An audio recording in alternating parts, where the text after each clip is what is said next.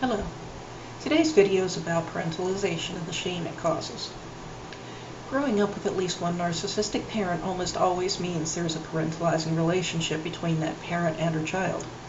Since narcissists are so self-absorbed, they often have children to take care of them or to fulfill some sort of need in their lives. This is where parentalization comes into play. Parentalizing, parentification, covert incest, and emotional incest all describe the same thing. For the sake of keeping things simple, we'll just use parentalizing in this video. Parentalizing is when a parent and child need or roles are reversed. A parent who talks to her child about adult matters, such as her sex life or failing marriage, is indulging in parentalization, as is the parent who makes her child feel responsible for her emotional well-being. Although this may not sound all that bad, it's truly devastating to a child. The child's feelings and issues can be made even worse when people tell her how lucky her parent is to have her to count on, or other misguided comments like, "You have to be strong for your mother. I don't know what your father would do without you." Children who have survived parentalization often grow up angry, guilty, depressed, full of shame, have poor relationship skills, are overly responsible for other people, or even have addictions. There's another side effect you rarely see mentioned, though, and that is the feeling of needing to be invisible, to just blend into the background. Parentalizing parents take up all the space in the relationship with their child.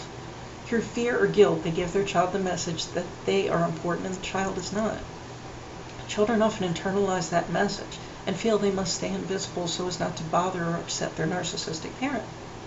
They comply with anything and everything that parent wants.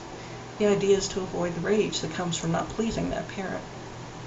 This pattern also continues into adult relationships with thoughts along the lines of, if I'm good enough and give him what he wants, he'll stop hitting me. Parentalization often communicates the message that the parents just aren't able to handle things, that they're weak and they need their child to clean up their messes. This message tells the child that just existing is a burden to the parent, and the child's needs shouldn't add to that burden. Often the only validation or affection a child gets in this situation is when she fixes her parent's problems. If she dares to express any need, chances are good it will be met with anger or even rage, so the child just learns to fade into the background until she is needed. Feeling invisible, I think, is pretty common in these situations, and I believe it's rooted in shame. Children are made to feel ashamed of having needs, wants, or feelings, and parentalizing parents gave that message to their children very early in life. They also let their children know they're just not important. But I think these things create this toxic shame. Toxic shame can cause you to feel so ashamed of yourself that you don't feel worthy of anything. You assume people won't want to help you or even talk to you. You may feel so ashamed of yourself that you don't think you should bother people with even your presence. Even expecting help from like salespeople or service people, maybe staff in a hospital, may feel impossible because of the deep root of shame. To get rid of toxic shame, it takes a lot of work. I suggest starting out by praying. Ask God to help you heal and obey whatever instructions He gives you. Also, push yourself out of your comfort zone sometimes. Start with little tiny things and work your way up to bigger things.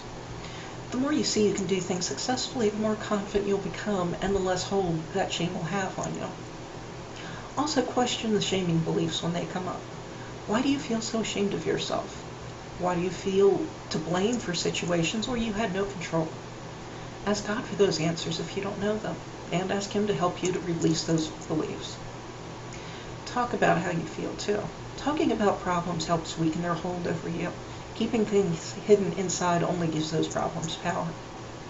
These things can help you a great deal. For them to work, though, you have to keep doing them over and over again, even when it's uncomfortable. It's tough, but you can get through it. Thank you for watching my video.